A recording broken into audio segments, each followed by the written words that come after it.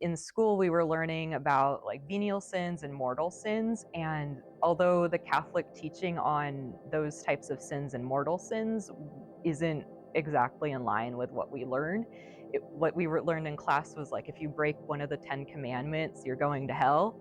And so my dad told me to never tell my mom, so I never told her because I was afraid of going to hell.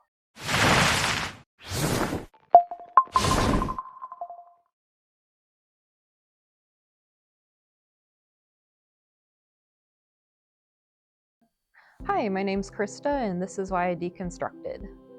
I grew up very Catholic. I did go to a Methodist preschool, but the rest of it was Catholic school from pre-kindergarten to 12th grade.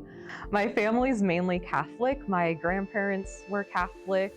My grandpa wasn't really practicing, but my grandma and two of my uncles, one of my uncles is a pagan, but the rest of them are Catholic. And so my family is very involved in going to Mass. They aren't that involved doing church activities, but they will go to Mass on the days you're supposed to go to Mass, like Easter and Christmas, definitely. My mom goes every week though, but I think she's the only one who strictly practices it. I went to church most Sundays. My parents were divorced and my mom worked a lot, so it wasn't every Sunday, but every Sunday she could take us. In school, we learned like a lot about sin and why we were going to hell, and like we'd like watch VeggieTales, and it was like, God loves you very much, and they never told us that. It was always like, oh, you're a sinner. One thing I like about Catholicism is that you can't just make a bunch of mistakes and then beg for forgiveness and be saved. You have to work to make things right. I think the main thing I enjoy about the Catholic Church is the art. I'm a big fan of the art. I like the music too. It's very relaxing and makes you meditate, and it does make you feel kind of holy listening to it, give you that feeling of faith.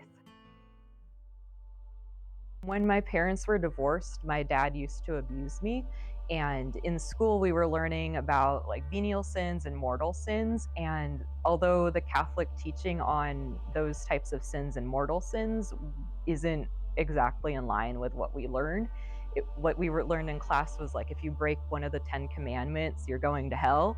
And so my dad told me to never tell my mom, so I never told her because I was afraid of going to hell. And I guess that's when I began to question things, or I grew up mainly being afraid of going to hell and sinning at all. But I guess when I really started to question things was when I was about 12 and started to learn about other faiths and what they believe in. Like the do unto others as you would like to be done unto you, it echoes through most other faiths, just in like different cultures, different adaptations of that messaging. In high school, it was Catholic high school, we were learning about like abortion and premarital sex, and basically our teacher was like shaming us and like telling us, oh, you girls are going to hell. I went to an all-girls Catholic school. Like, oh, you girls are going to hell if you kiss your boyfriend, you do premarital sex, and like it's hard to be forgiven for premarital sex, and like you're gonna get pregnant and you're gonna be ashamed. So I guess that was when I really started to question it, since like, why should you be shamed? Like, you should be forgiven if like what people think you're doing is a sin and you aren't a bad person. You should be forgiven for it. That was, I think, my senior year of high school or junior year of high school. But then in my senior year of high school, we started learning about other faiths, and I thought that was pretty interesting. Like, we learned about Buddhism, Sikhism, Islam, and Judaism. We did have a section on agnosticism and atheism too, which was pretty interesting. We watched Jesus Christ Superstar as our agnosticism. When I first started deconstructing, I kept it to myself for a while. I did talk about it amongst my friends in like my friend group in high school, but I guess the first person I closely talked about it with was my younger sister. She was going along the same path, so we learned, so I guess we kind of deconstructed separately but together at the same time. So I went to high school right before gay marriage was legalized in the United States, and it was a hot button issue at the time. So we were discussing it a lot in religion class, and we had some like our English teacher was like, oh, they're going to hell. But in religion class, they were like, oh, it's a sin. Like, you can't act queer and expect to go to heaven. Or that was the view at the time in the church. Now I think it's more accepting of queer people, but at the time it was like, oh, you can be queer, but you have to be celibate, or else you're committing a mortal sin and are going to hell. Like, I'm queer, and so I was like, wait a minute, this isn't fair. Like, what am I doing that's wrong? Just being myself? Why should I go to hell for that? And I think my sister agreed with it and was going along with the same ideas. Also, I was on Tumblr a lot, and Tumblr is pretty liberal, so they were brainwashing me. But yeah, so I would go on Tumblr and be like, oh, that's an interesting take, and then in school they would be like, no. I guess deconstruction to me is like breaking down the beliefs that you've been taught all your life and seeing them through new eyes. Maybe the beliefs you've been taught were wrong, like this group of people is going to hell, this group of people is bad, and you grow up and you realize, wait a minute, they're just people like me. There's nothing wrong. They're not doing anything wrong. They're just being themselves, and they should be able to do that without the fear of hell. A lot of people think that deconstruction is like becoming a Reddit atheist person and totally turning your back on God, but a lot of people do keep their original belief. They just are more progressive about it and less shameful to other people.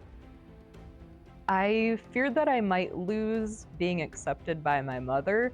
Like, she knows that I'm no longer a practicing Catholic, but I still have to go to church on like Christmas and Easter. Like, there's no debate about it. I guess I'm afraid that she would like totally abandon me if I totally renounced my faith to her, or like told her that I didn't want to go. I'd say now I'm agnostic. Like, I believe that like we're just humans. We can't totally understand what created us and why we're here, but there could be something. Maybe there is a divine being. Maybe it's coincidence. Who knows? I guess what keeps me grounded is that we're all humans. We're all humans. We're the same species. There's things that we're going to be tempted to do.